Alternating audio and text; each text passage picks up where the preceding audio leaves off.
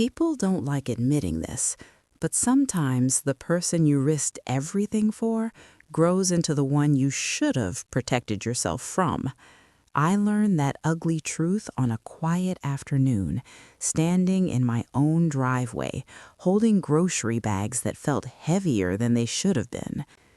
My name is Clara Whitmore, and the moment I'm about to tell you is when my life cracked right down the middle. The plastic handles bit into my fingers as I walked past the main house and toward the small guest cottage tucked behind it. Yeah, that one. The place meant for visitors, not owners, not widows. But that's where I'd been staying lately, like an old couch nobody wanted in the living room anymore. This property wasn't handed to me. My late husband, Henry Whitmore, worked himself sick for it. Long days, busted knuckles, sleepless nights. We built this place brick by brick, dream by dream. But now, my key didn't work on the front door anymore. They changed the locks, didn't even bother telling me. A car door slammed, gravel crunched. "Clara?" I froze. That voice still said my name like it mattered. I turned and saw my younger brother, Evan Brooks, standing at the edge of the driveway, confusion written all over his face. He hadn't visited in months. Life gets busy. Excuses pile up. "Why are you coming from the back?" he asked slowly. His eyes drifted to the main house. "And why aren't you staying inside? You and Henry built that place." Before I could answer, another voice cut in, lazy, confident, sharp in all the wrong ways. "Because that house isn't hers anymore. My son." Ryan Whitmore leaned against the porch railing like disrespect was a seat he'd earned, phone in hand, smirk ready. His wife's shadow moved behind him inside the doorway. "That place belongs to me and my wife now, and if my mom steps foot in there again, I'll have her removed. Again." The air didn't heat up. It collapsed. Evan turned so fast his shoes scraped the pavement. His shoulders went stiff, fists clenched. He was mad for me. I didn't move. When the people who break you share your blood, your body learns how to go quiet real fast. Silence becomes armor. Finally, Ryan looked up, eyes cold, entitled. "Relax, Uncle Ev. We've got it handled. Mom's fine back there. This is our home now. A man's got to take control." Like threatening your mother was some kind of milestone. Evan took one step forward, just one. I could feel 20 years of restraint holding him back. "Watch your mouth," Evan snapped. Ryan laughed under his breath, not nervous, not ashamed, comfortable. Standing there, in the yard where Henry once planted roses with his own hands, it hit me. I wasn't just living behind my own house. I was living beneath my son's delusion. Evan turned me slowly, like the moment might shatter if he touched it wrong. "Clara," he said quietly, "what the hell happened to you?" I didn't answer. Some things are too ugly to say with your child 10 feet away, acting like a stranger wearing your son's face. So I did what I'd been doing for months. I swallowed it. "Come inside," I said, forcing my voice steady.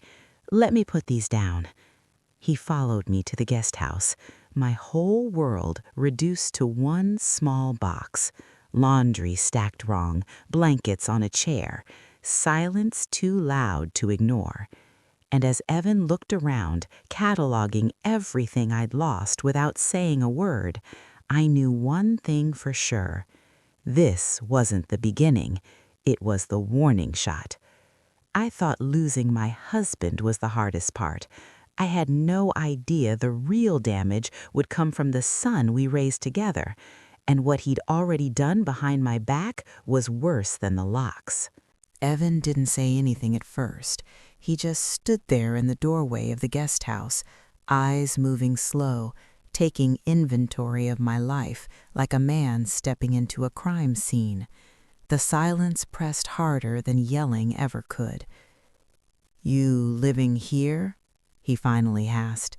I nodded and set the grocery bags on the small table.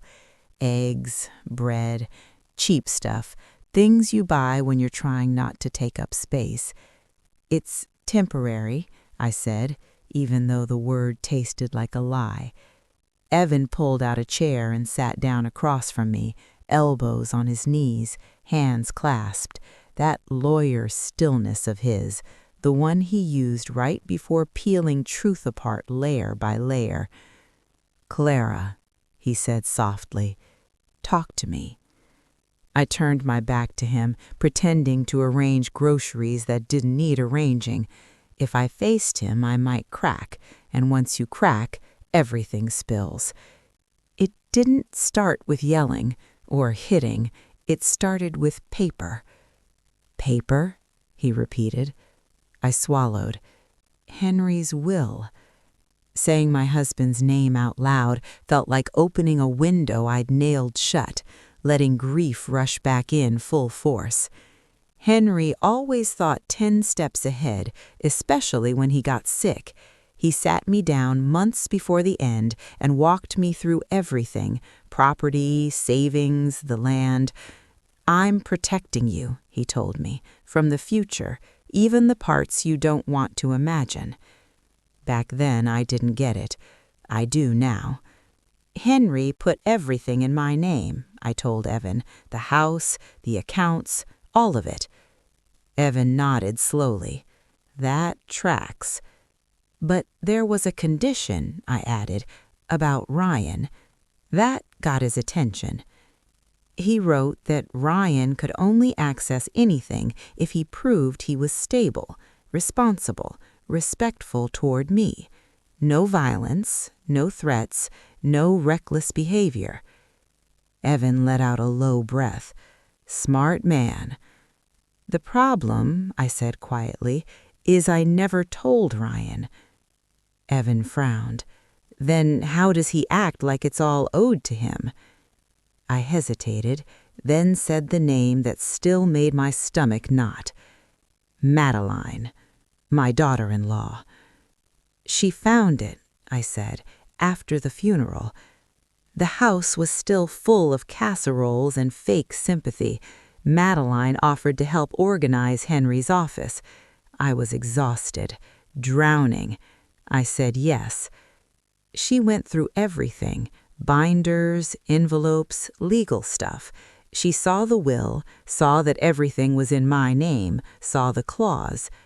Evan's jaw tightened. "And?" I said, "She didn't come to me. She went straight to Ryan." I could still hear her voice, soft and poisonous, drifting down the hallway that night. "How does it feel knowing your mom still owns everything? A real man leads.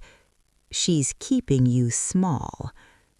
After that, Ryan's eyes changed. Not overnight, slowly. Comments here and there. My house, my rules, my control. He stopped asking, started announcing.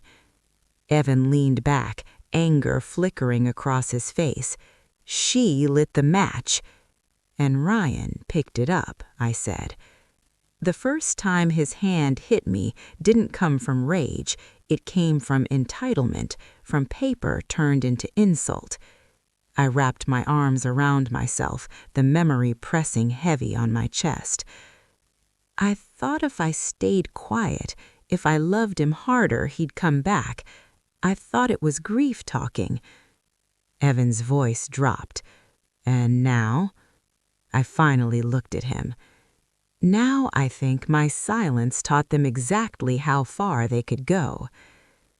I didn't realize it then, but that piece of paper didn't just change Ryan, it gave Madeline a weapon. And the night they came at me with documents in hand was the night everything crossed a line you can't erase. I didn't tell Evan everything right away. Some memories sit too close to the bone. You poke them too fast and they bleed all over the place. But that night, The night it truly crossed the line, came back whether I invited it or not. It was a week after the funeral, I said, staring at the chipped edge of the kitchen table in the guest house. The house felt wrong, quiet but not peaceful, like a hotel after checkout. I'd been in the main kitchen, chopping vegetables nobody seemed interested in eating anymore. The TV murmured from the living room, some sports game. Noise without warmth. Henry used to hum while I cooked. That house used to feel alive. Then I heard their footsteps. Ryan and Madeline walked in together, not casual, coordinated, like they'd practiced it in the car. Ryan stood taller than usual, chest out, shoulders back. Madeline stayed half a step behind him, arms crossed, eyes already shiny, either from crying or getting ready to. Mama Clara, we're just trying to build something, businesses, investments. Everything being in your name slows us down. It stresses Ryan out. He's not sleeping. Her eyes glistened. I'd lived long enough to know the difference between tears and performance, but tears still mess with your head. They make you doubt yourself, make you wonder if you're the villain. I picked up the papers, legal language blurred together, highlighted sections, my name, Ryan's name, a clause about transferring authority. My fingers started to shake. I don't understand this, I said. Your dad already set everything up. Ryan's jaw tightened. He stepped closer. My dad is gone. I'm the man now. Why do you need to control everything, even from the grave? That word, control, didn't come from him. It came from her. I could hear Madeline's voice hiding inside his. I'm not signing anything I don't understand, I said, pushing the papers back. We can talk, slowly, like adults. Madeline gasped like she'd been struck. See? She doesn't trust you. She'd rather keep you small than let you lead. Ryan turned toward her, torn between pride and pain. That's not what she said. Don't twist my words, Madeline snapped, volume rising. I'm just trying to support my husband. We're drowning and she's hoarding the lifeboats. My head started pounding. We're not drowning, I said. The bills are paid. The house is secure. You're impatient, not desperate. Ryan's face went red. So you don't think I can lead my own family? He shouted. I'm saying you don't have to rob your own mother to prove you're a man. That word, rob, hung in the air like smoke. Then it happened. 1 second he was standing there. The next, my face exploded in heat and white light. The sound of the slap cracked through the kitchen. My head snapped sideways. I tasted metal. No witnesses, no cameras, just the three of us, and the echo. Madeline gasped, small, controlled. Ryan looked shocked, like his hand had acted without permission. I straightened slowly, didn't cry, didn't scream. I'm not signing, I said calmly. Not now, not ever. And that was the moment my son stopped seeing me as his mother and started seeing me as an obstacle. I thought that slap was the worst thing he'd ever do. I was wrong. What came next wasn't loud. It was calculated, and it would cost me more than my pride. Evan didn't interrupt while I spoke. He just sat there, knuckles wide around the edge of the table, jaw locked so tight I thought it might crack. When I finally stopped, the room felt smaller, like the walls had leaned in to hear it all. You didn't call the cops, he said quietly. Not a question. I shook my head. Why? His voice stayed calm, but I could hear the storm underneath. I stared at my hands, the same hands that once rocked Ryan to sleep, that packed his lunches, that signed school permission slips without thinking twice. Because he's my son, I said. Because part of me kept believing that boy was still in there somewhere. Evan exhaled slowly, like he was trying not to explode. I thought it was grief, I went on. His dad gone, money involved, his wife in his ear. I told myself he was confused, that if I stayed quiet, stayed loving, I could fix it. My voice dropped. Silence felt safer than admitting I'd raised someone capable of that. Silence, it turns out, is an invitation. They used it. The next few weeks blurred together in a way trauma always does. No apologies, no real conversations, just tension thick enough to choke on. Ryan moved around the house like he owned the air. Madeline acted wounded like I had betrayed her. Then her parents showed up, unannounced, Saturday afternoon, smiles too polished. Her mother brought a pie no one ate. Her father carried a leather briefcase and sat in Henry's favorite recliner like it had always been his. We know losing Henry has been hard, but we're family now. We want what's best for everyone. My stomach tightened. They talked about legacy, about trust, about how a good mother knows when to step back and let her son lead. Everything being in your name makes Ryan feel small, and a man who feels small in his own home, that's dangerous. Not a threat, just a suggestion dressed up as concern. They slid new papers across the table, different formatting, same intent. This is just management authority, temporary, revocable. You're not losing anything. Fear is a powerful liar. It tells you peace is just one signature away. I didn't read every line. I saw words like temporary and family and ease the burden. My heart screamed no. My fear whispered yes. I signed, and the moment the ink dried, everything changed. Strangers started walking through my house, Madeline's father with a clipboard, contractors measuring walls, my wedding photo taken off the mantel and shoved into a box labeled miscellaneous. When I asked Ryan about it, he sighed like I was exhausting him. "You're being emotional again," he said. "They're helping us move forward." That word, emotional, the way he used it, like a diagnosis, like a weakness. Then came the lock. One night I went to my bedroom, the room where I slept beside Henry for 30 years. The handle wouldn't turn. A new silver lock stared back at me. Ryan came up behind me. "We needed a secure room for documents," he said. "You're too emotional right now. It's better if you move to the guest house, just for a while." I told him no. He grabbed my arm. Not a hit, worse, controlled, deliberate. Pain shot up my elbow, a warning squeeze. That night, I packed one suitcase and walked out of my own house. Now, sitting in the guest house with Evan, I touched the same spot on my arm without thinking. He noticed. "He touched you again," Evan said. I nodded once, and in his eyes I saw something change. I thought being pushed out was the end of it. I didn't know they were already rewriting the story, one where I wasn't just inconvenient, I was disposable. Evan stood up so fast the chair scraped the floor. "That's assault," he said, voice low and dangerous. "Not family drama, not stress, assault." I didn't argue. I didn't have the energy left to protect Ryan from the truth anymore. I just sat there, rubbing my forearm like the pain might finally explain itself.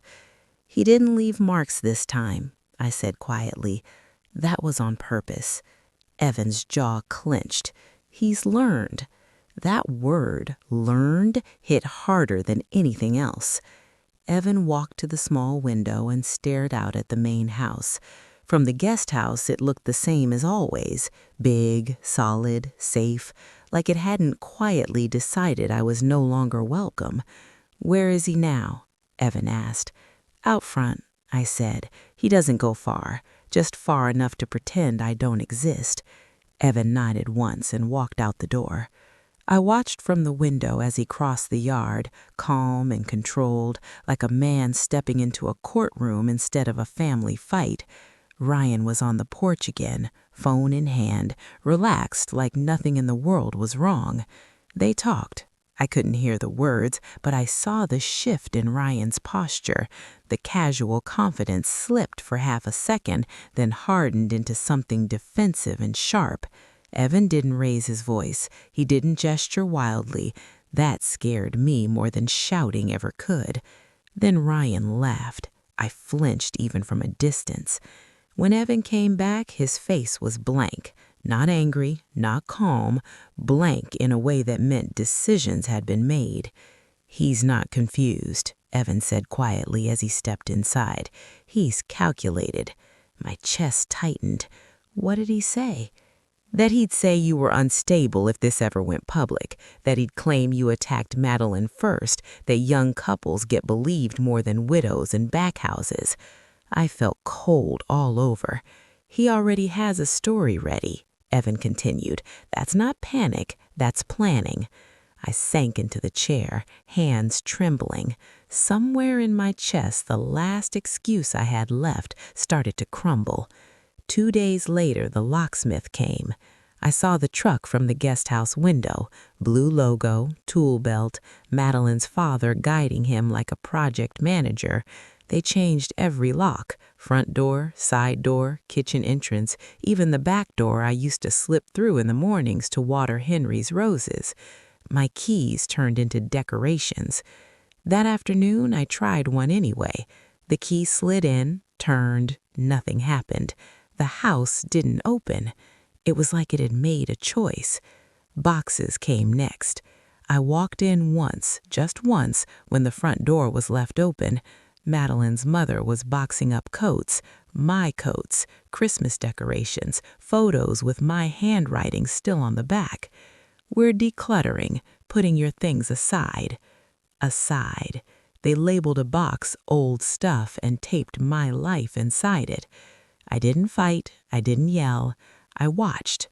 Too much water, no bucket big enough. The breaking point came when they touched Henry. I saw his military medals laid out on the dining table like junk, his watch, his cufflinks, his memory reduced to piles. "Those are his," I said, my voice shaking. "You don't touch those." Madeline's father shrugged. "Old energy," he said. "We're building something new." That word, new, felt like erasure. I left the house shaking and walked straight back to the guest house. Evan was pulling into the driveway. I didn't soften it this time. "File whatever you need to file. I'm done being quiet." And somewhere inside that big house, they were still moving boxes, not knowing the next knock wouldn't be from a locksmith. I thought reclaiming my voice was the end of the nightmare. I didn't know the real storm was coming at dawn, and it would take my son away in handcuffs. The knock came before sunrise. Not the polite kind, not the neighborly tap-tap you ignore and roll over from. This one rattled the thin door of the guest house like it had authority behind it, like it wasn't asking. I sat straight up in bed, heart already sprinting before my brain caught up. For half a second, I thought it was Ryan, angry, drunk on power, ready to remind me of my place. Then I heard Evan moving. "Stay here," he said quietly, already on his feet, pulling on his jacket like he'd been expecting this moment all along. I crept to the doorway anyway. 2 patrol cars sat at the edge of the driveway, headlights cutting through the early morning fog, another car behind them, uniforms, badges catching the weak light. The kind of scene you only ever expect to see on the news or at someone else's house. Evan stepped outside and met them halfway. He spoke calmly, professionally, hands moving in short, precise gestures. Paperwork exchanged, heads nodded. I wrapped my arms around myself, barefoot on cold tile, feeling like my heart was trying to claw its way out of my chest. They walked toward the main house. For a moment, everything felt unreal. That big place had swallowed my life whole, and now it was about to answer for it. The porch light clicked on. The front door opened. Ryan stepped out, squinting, shirtless, confused, still half asleep like the world hadn't caught up to him yet. "What's this?" he snapped. The officer read his name clearly, firmly. Ryan straightened. "Yeah, that's me." "We're here to take you into custody," the officer said. "There have been complaints filed regarding domestic violence, elder abuse, and coercion." The words landed heavy, solid, real. Madeline appeared behind him, wrapped in a robe, eyes wide. "What is going on?" she demanded, voice sharp with panic. Evan stepped forward. "It's not a misunderstanding," he said evenly. "It's consequences." Ryan's gaze shot past the officers and landed on me standing in the guest house doorway. He saw my face, pale, bare, done. Understanding hit him like a slap. "You did this," he said, voice shaking. "You called them." "I told the truth. Your uncle handled the rest." Something inside him snapped. "This is my house," he shouted. "You got no right." "It's not, and that's not what this is about." Ryan shoved the officer's hand away. That was it. They moved fast then, practiced, controlled, hands behind his back, metal cuffs clicking shut. Madeline screamed his name, tried to grab him. An officer gently stepped between them, telling her to calm down. Ryan twisted his head toward me as they guided him down the steps. "Mom!" he yelled. "You ruined everything!" Red and blue lights flashed against the walls Henry and I built together. I felt something inside me finally break clean through. Not crack, break. They put him in the car. The door closed, and just like that, the boy I raised was gone, replaced by a man facing the consequences he never thought would touch him. The house stood quiet again, but it felt different now, like it was holding its breath. Evan came back to the guest house, his face tight, controlled. "It's in motion now. There's no undoing this." I nodded slowly. I thought that was the end of it. I didn't know the real battle wasn't in the driveway. It was waiting for me under fluorescent lights in a courtroom where love doesn't count. Only truth does. I believed telling the truth would finally set me free. I didn't know it would force me to face my son across a courtroom and hear my name like an accusation. The courtroom smelled like old paper and cold air, the kind of place where emotions go to get stripped down and weighed like evidence. I sat on a hard wooden bench, hands folded tight in my lap, staring straight ahead because if I looked at Ryan too long, I might forget why I was there. He didn't look at me at all. He sat at the defense table in a wrinkled shirt, jaw tight, eyes forward.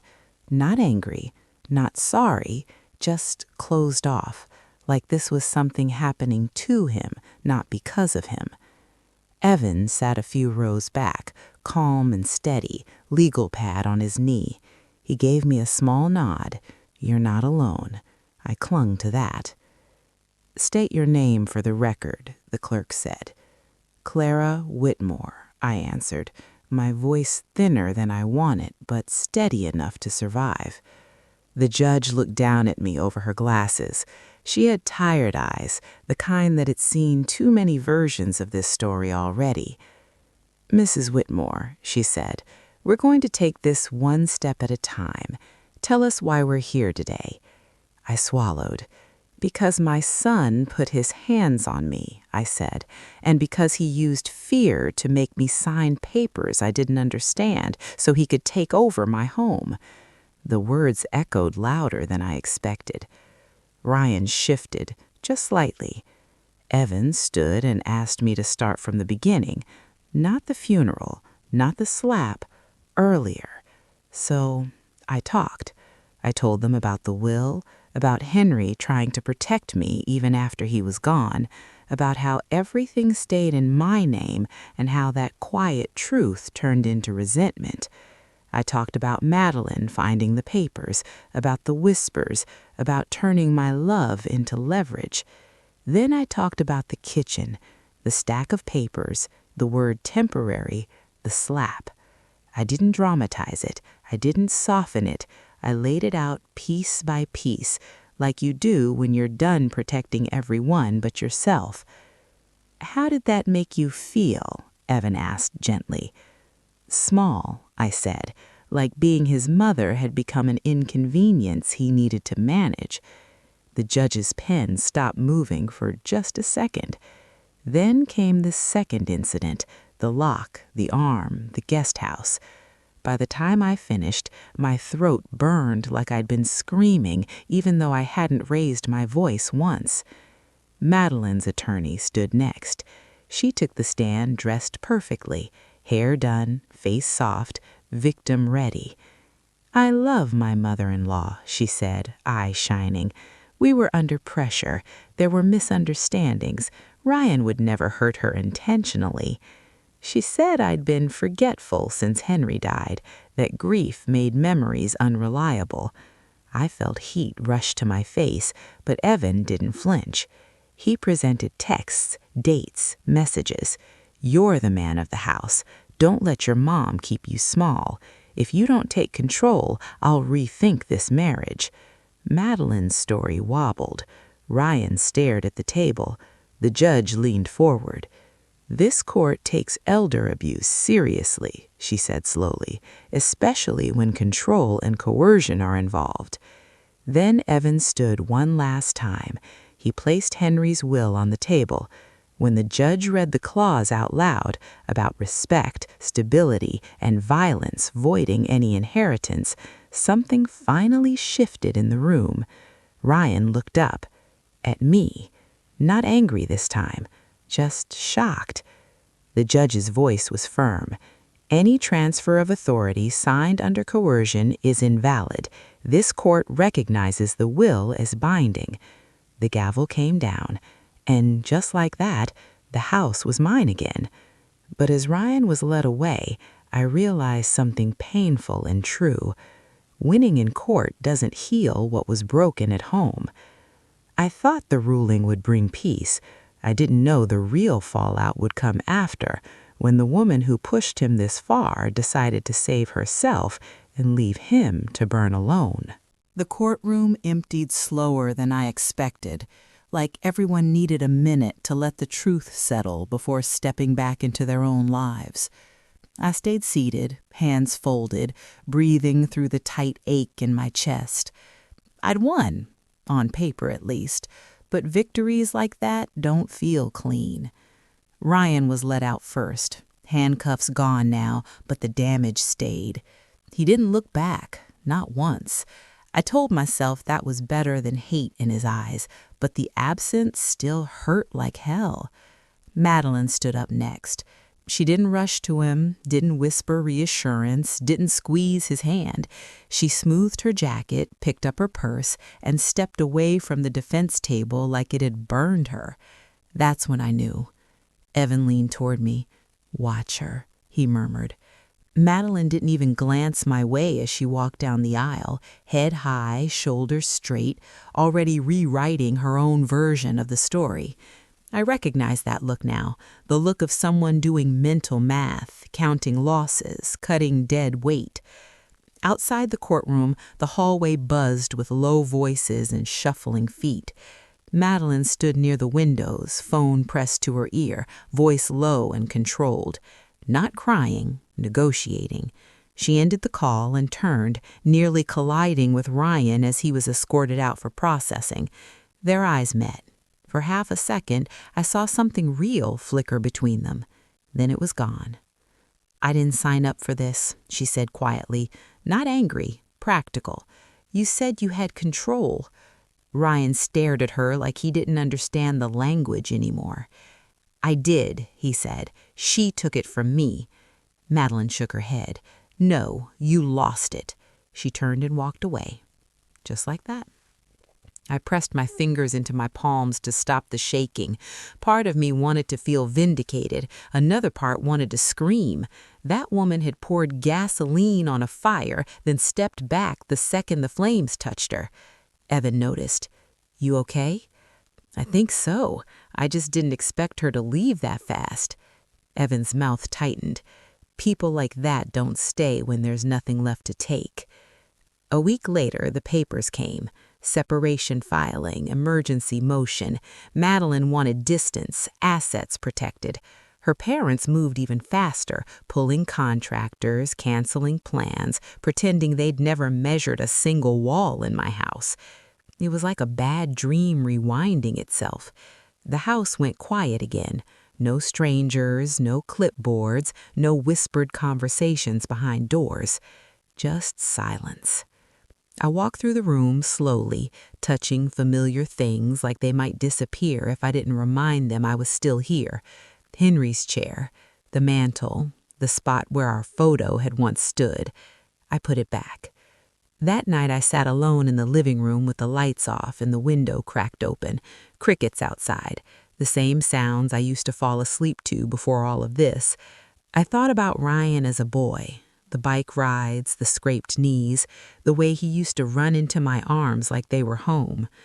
I wondered if Madeline leaving would wake him up or harden him further. Sometimes pain teaches, sometimes it just poisons. And as I stared into the dark, one question wouldn't leave me alone. Had I saved my son, or had I finally lost him for good? I thought the nightmare was ending. I didn't know the next chapter wouldn't be about courtrooms or locks, but about what happens when a mother has to face her child without excuses left to hide behind. The house felt too big once everyone left. Not peaceful, empty in a way that echoed. I slept in my old bedroom again, but sleep didn't come easy. Every creak sounded like a memory stepping on broken glass. I kept expecting to hear Ryan's footsteps in the hall or Madeline's sharp whisper cutting through the quiet. Nothing came. 3 days after the court ruling, my phone rang. Unknown number. I stared at it like it might bite me. Evan was right. When things finally go quiet after chaos, that's usually when the real reckoning shows up. I almost let it go to voicemail. Almost. "Hello?" I said. Silence on the other end. Breathing. Heavy. Controlled. Then, "Mom." My chest tightened so fast I had to sit down. It had been weeks since he'd called me that without venom attached. "Ryan," I said carefully, "are you okay?" A humorless laugh slipped through the line. "That's rich." I didn't bite. I waited. Motherhood teaches you that sometimes silence is the only safe response. "They moved me," he said finally. "County facility. Temporary." "I'm sorry," I said, and meant it, even though the words felt complicated. "You shouldn't be," he snapped. "You got what you wanted." "That's not true," I said. "I wanted you safe. I wanted the truth." "Yeah, well now I've got nothing. No house, no wife, no future." The guilt crept in like it always did, uninvited and familiar. "Madeline made her choices," I said gently. Scoffed. "Don't defend her. She was smart. She saw the ship sinking." That one hurt more than he knew. "Ryan," I said, "you put your hands on me." Silence. Longer this time. "I know," he said quietly, too quietly. "I didn't mean to." "But you did," I replied, "twice." "I was angry," he muttered. "Everyone kept pushing. Everyone kept telling me I was weak." "I didn't," I said. "I never did."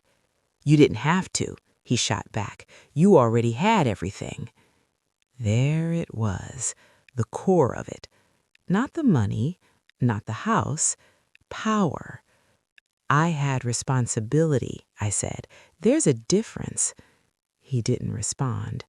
Then, unexpectedly, I don't remember when I stopped seeing you as my mom, he said.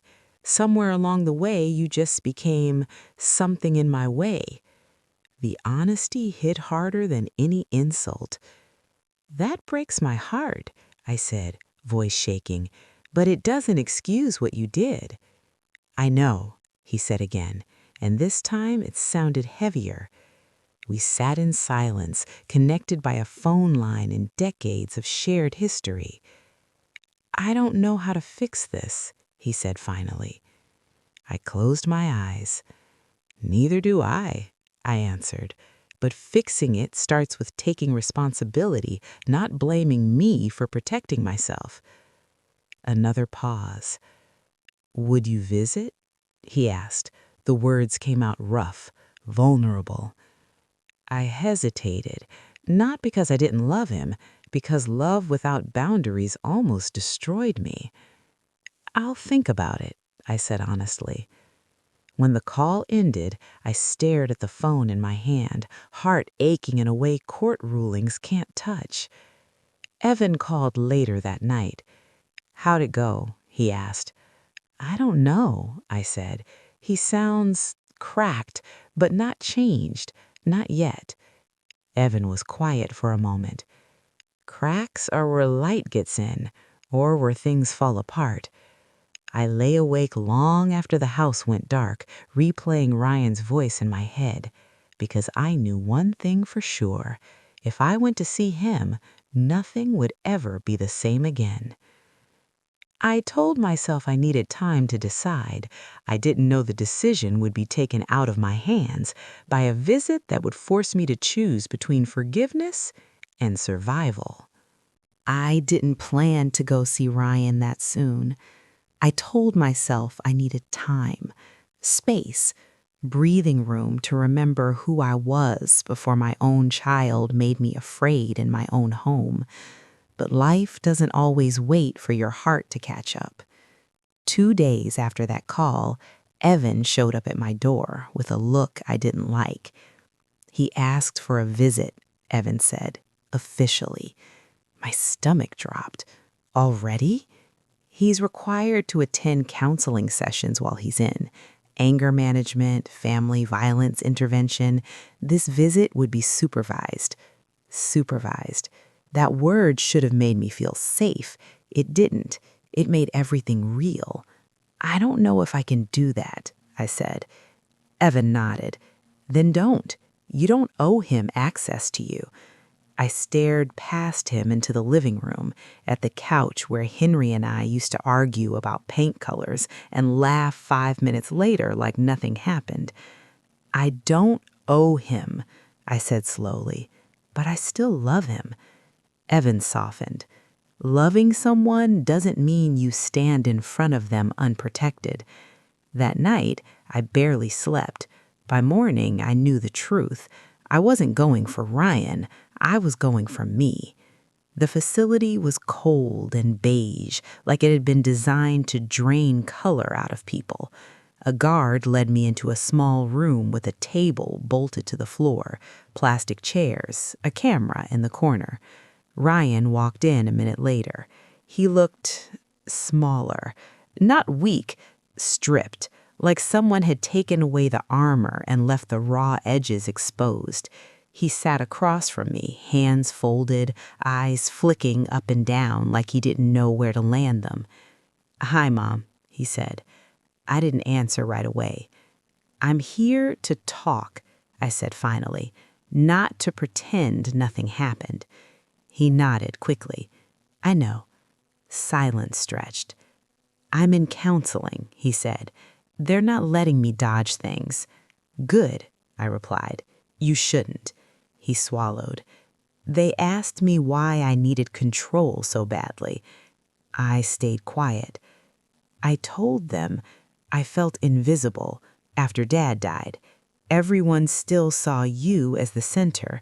I felt like a guest in my own life." "And that made you feel entitled to hurt me?"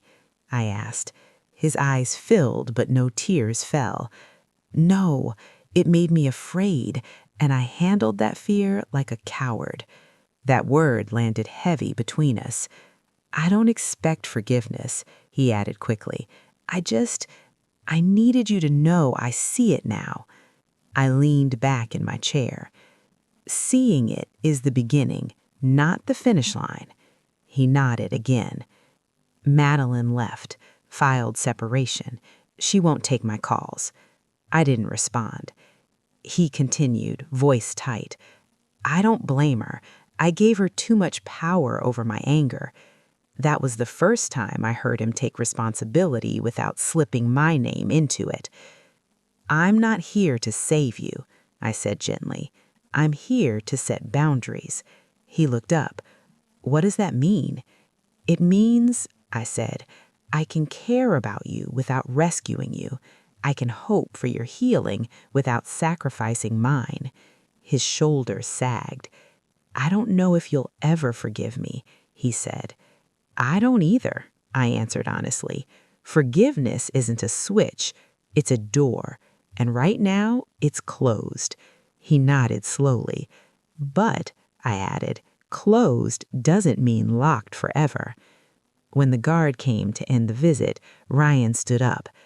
Thank you for coming, even if it hurts. I watched him walk away, still my son, but no longer my responsibility to fix. And for the first time since Henry died, I felt something unfamiliar and powerful settle in my chest. Relief. Rehook. I thought setting boundaries would bring peace. I didn't realize it would force me to face a harder truth. Healing might mean loving my son from a distance I never imagined. The drive home from the facility felt longer than the drive there. Same road, same turns, but something inside me had shifted, and now every mile felt like it was stretching around that truth. I didn't cry. That surprised me. I thought I would. I thought I'd fall apart the second Ryan disappeared behind that door again. Instead, I felt hollowed out, not empty, cleared, like something heavy had finally been set down. When I pulled into the driveway, the house stood quiet, bathed in late afternoon light. No strangers, no voices arguing over walls and plans, just my home, waiting. For the first time in a long while, it felt like it recognized me again. I kicked off my shoes and sat on the edge of the couch, staring at nothing. Evan called an hour later. You okay? He asked. I don't know, I said, but I'm not broken. He exhaled softly. That's progress. I told him about the visit, about Ryan admitting fear instead of blaming me, about the word coward coming from his own mouth. That's a crack, Evan said. Not a repair, but a crack. I know, I replied, and cracks can go either way. That night, I dreamed of Henry.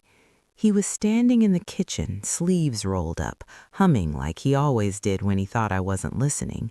When I reached for him, he smiled, sad, gentle. You did the right thing, he said. I woke up with tears on my pillow. The days after that settled into something like routine. I stayed in the main house, put my clothes back where they belonged, rehung photos, fixed the small things Ryan's chaos had left behind. Each task felt like reclaiming a piece of myself. Ryan called once more that week. I didn't answer, not because I was angry, but because I wasn't ready. That's the part no one tells you about boundaries. They don't just protect you from others, they protect you from rushing back into old pain just because it's familiar. 2 weeks later, I wrote him a letter. Not an apology, not forgiveness, just truth. I love you. I'm glad you're doing the work. I'm not ready for calls yet.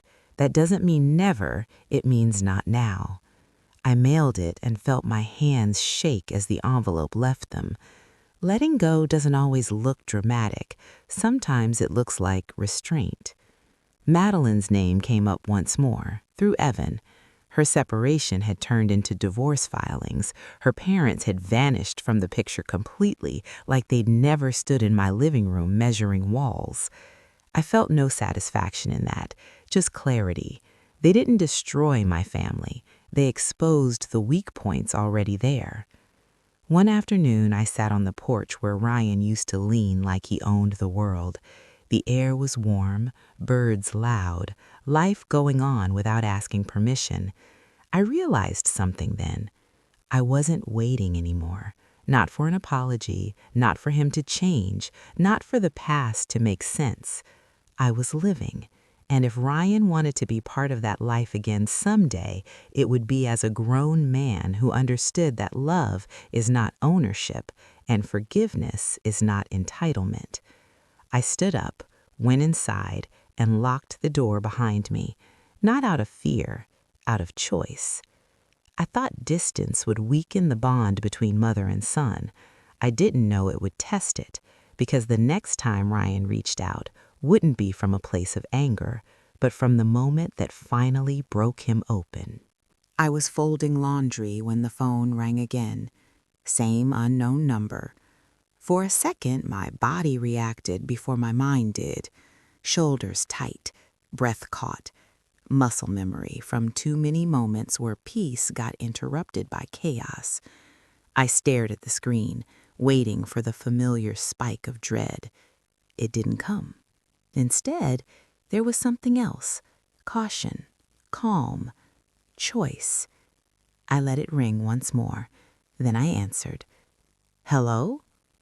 Ryan said. His voice was different. Not sharp, not defensive, no edge hiding behind the words, just tired, bare, like someone who had finally run out of places to hide. "I got your letter," he said. I sat down slowly. "Okay?"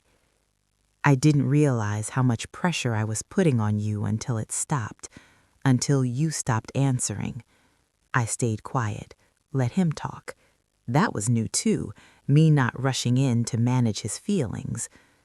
"I used to think silence meant punishment," he said.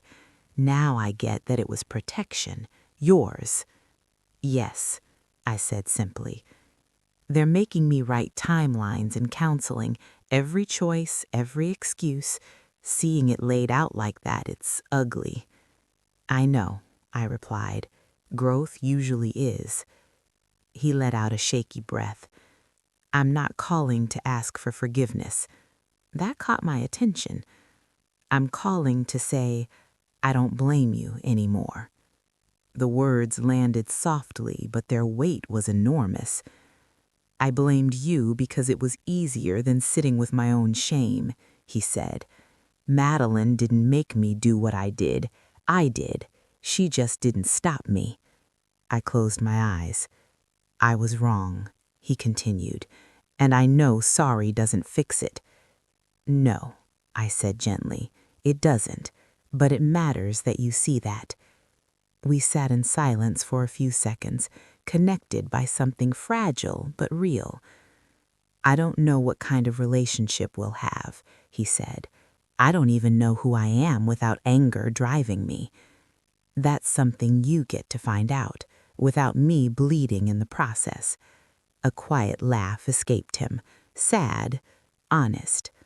"I deserve that." We talked for a few more minutes, not about the past, not about the house, just small things, weather, books he was reading, ordinary details that didn't carry knives hidden inside them. Before hanging up, he said one thing that stayed with me. "I'm starting to understand Dad's will," he said. "He wasn't punishing me, he was warning me." "Yes," I whispered, "and trying to protect us both." When the call ended, I didn't feel relief. I felt steady. That night, I stood in the kitchen and looked around, the same kitchen where a slap once echoed.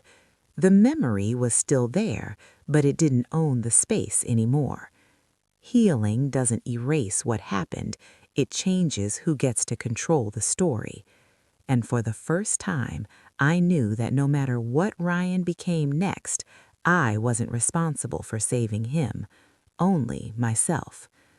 I thought that call was closure.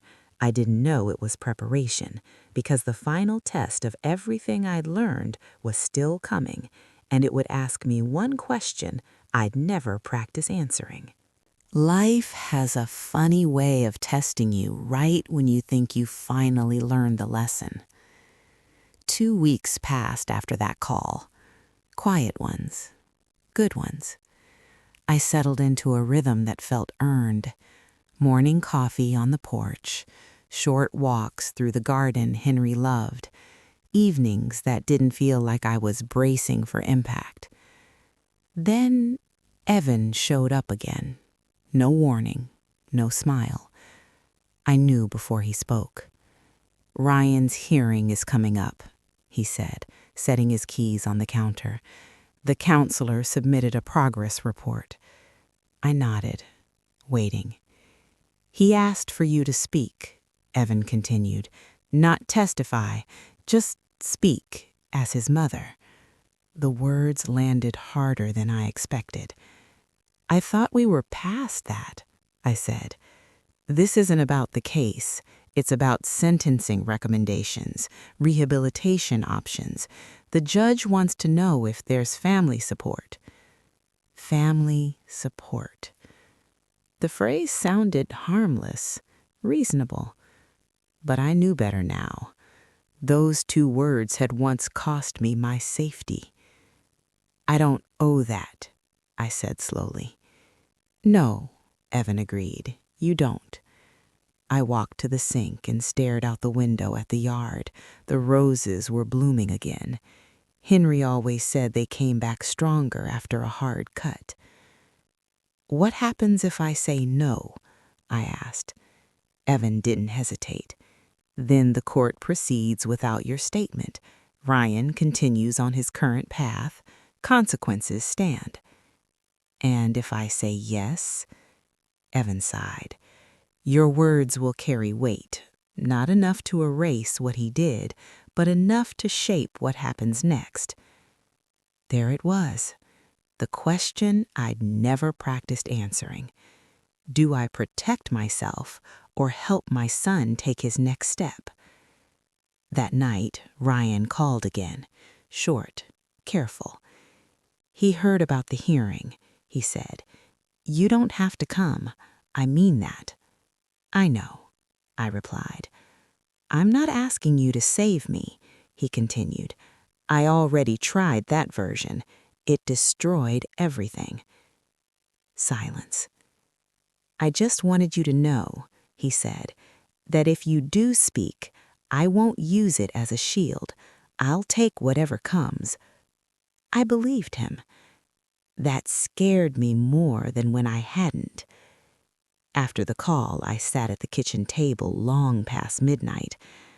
I thought about all the times I'd spoken for Ryan, teachers, coaches, principals, times when stepping in was the right thing to do, and the times when it wasn't. This time felt different. I wasn't being asked to excuse him. I was being asked to witness him. The morning of the hearing, I dressed carefully, not to impress, to ground myself. I chose a simple blouse, the one Henry always said made me look like I knew exactly who I was. The courtroom felt smaller than before. Ryan stood when I entered, not automatically, deliberately, respectfully. When the judge nodded to me, my heart pounded, but my voice didn't shake. "I'm not here to minimize what my son did. He hurt me. He crossed lines that can't be uncrossed." Ryan stared straight ahead. "But I'm also not here to pretend he's beyond growth. I've seen him take responsibility without deflection. I've seen him sit with consequences instead of running from them." I paused, breathed. I support accountability, not escape, and I support healing on terms that never require my silence again. The judge listened, really listened. When it was over, Ryan looked at me, not with expectation, not with entitlement, with gratitude. And I knew then, whatever happened next, I hadn't betrayed myself to get here. I thought speaking would bring relief. I didn't know the judge's decision, still to come, would force Ryan and me to face the same truth from opposite sides of the room, and only one of us could walk away unchanged. The judge didn't rule right away. She sat there, hands folded, eyes moving between Ryan and me like she was weighing more than paperwork. Like she understood that what sat in front of her wasn't just a case, it was a fracture, and fractures don't heal by pretending they never happened. When she finally spoke, her voice was calm, measured. "Accountability without rehabilitation hardens people," she said. "Rehabilitation without accountability endangers others. This court will do neither." Ryan's shoulders tensed.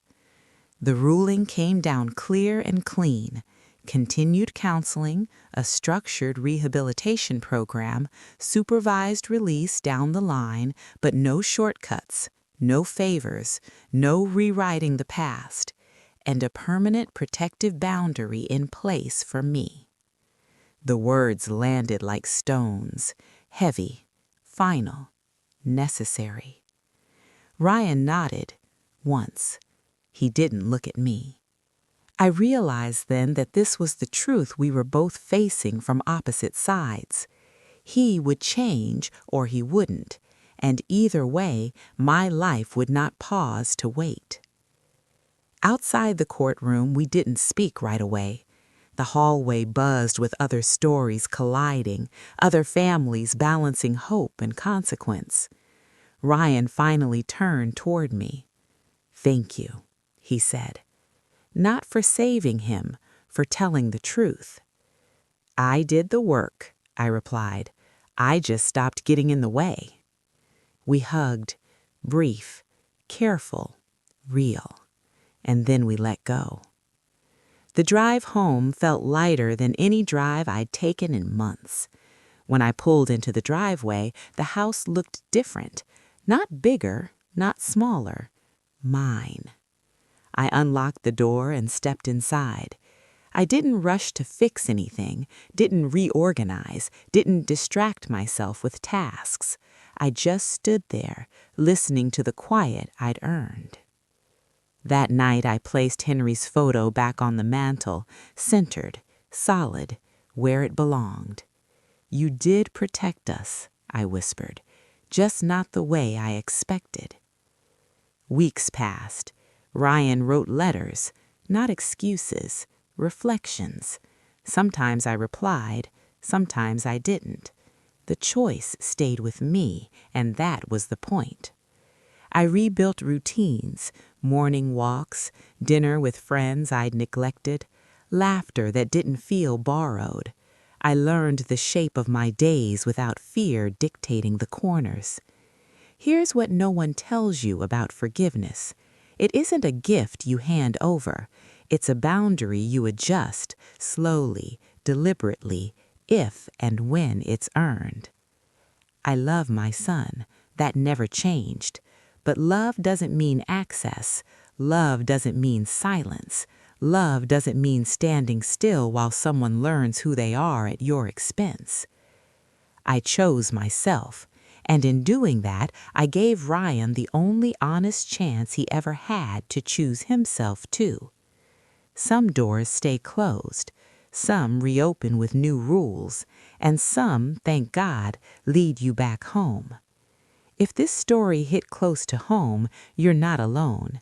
Sometimes the hardest truth is that love and boundaries can exist together. What would you have done in my place?